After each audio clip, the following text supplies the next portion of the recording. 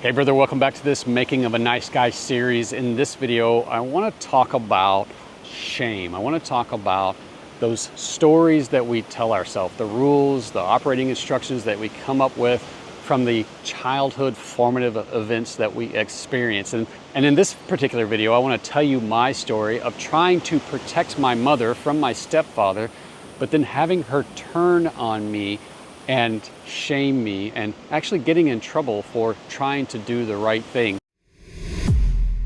So one night my stepfather and mother were fighting. They were screaming and yelling at each other. Things were getting thrown. It was very heated, and it was in the nighttime. These things usually occurred at night. They would bubble and seethe all day, and then they would erupt and explode at night. There was a lot of 2 a.m. mornings, a lot of drunken outbursts. And on this particular night, I had seen some pretty distressing things before, and I did not want those things to happen again. I had seen my mother be punched in the eye so hard that her eye turned purple. It looked like she was gonna lose her eye. I had seen a lot of abuse, and I just didn't want that to happen to her anymore. And I didn't want to just hide and stand by and be powerless. And so I snuck out of the house. We lived in a trailer park at the time, and there was a little road that led down to the main road, and there was a laundromat at the end of the road.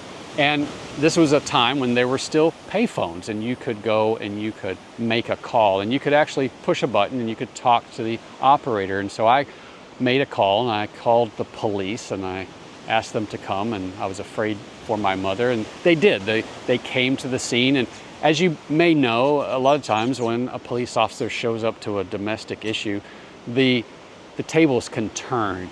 Especially if a woman is being abused, she may not want to out her partner. She may be afraid to out her partner, and so a lot of times her story will flip. She'll defend him.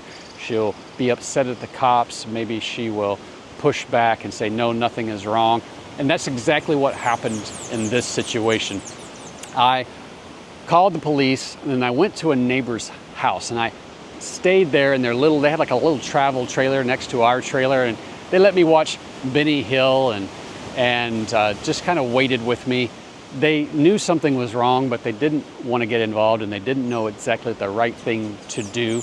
And so they just let me stay there. And then when the police arrived, I went next door, and then eventually the police questioned my mother and my stepfather. There was an issue of reported domestic violence, and then it came to light that I had called the police. And so my mother said, no, everything's fine. It's a misunderstanding. You can go away. And of course the police did their job, and they wrote up a report, and they left. And when they left, my mother then turned to me and was angry with me. I had done something bad by trying to do something good.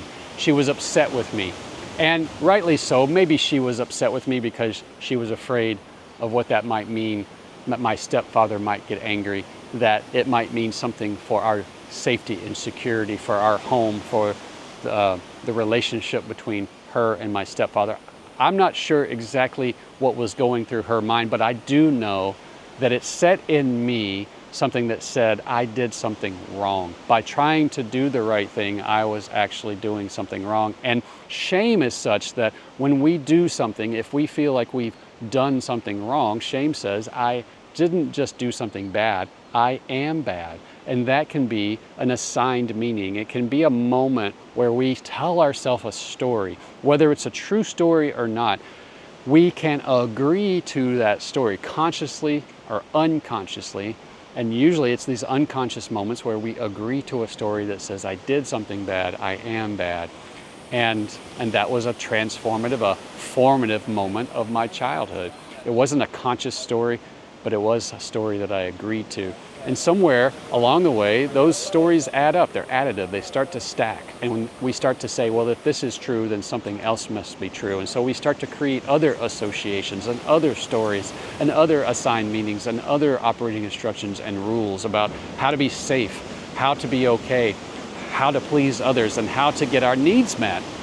And so this story, even though it's something that I don't necessarily ruminate on or think back on a lot, is part of the Making of a Nice Guy series, because it's one of those moments where there was an event that was traumatic, dramatic, and stressful, and drove deep some belief that I was bad. And so I've had to face that and unravel that and challenge that belief. We get to challenge these beliefs. And that's the conversation that I want to invite you into. I want to hear your story. I want to hear what your story has meant to you, what the assigned meaning was, what the rules were that you came up with, what associations and what it was that you agreed to, how it's affected you, and how you would like things to be different. Let's challenge those beliefs and ask ourselves, is that true? And does that serve me? And do I want to believe that? Is this how I want to live?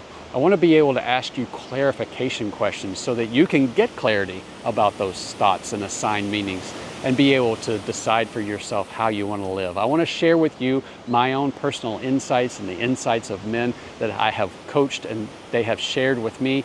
I want to be able to point to resources so that you can surface your own answers, because this isn't about me telling you how to live. This is about you coming up with how you want to live, but being from a place of consciousness, a place of awareness, of an intention, of choice, of being able to decide for yourself how you want to live, because you're not a victim, you're not powerless, you're not dependent on somebody else for your happiness. You can create that, you can choose that for yourself. And I want to walk and talk with you for a while to help you understand how that works. I also want to help you come up with a game plan of how to move forward so that you can experience something different in your life. So in the description is a link where you can pick a day and time on my calendar to schedule a 1-hour call. We'll talk with each other. And until then, brother, just be kind to yourself. And I'll talk to you soon.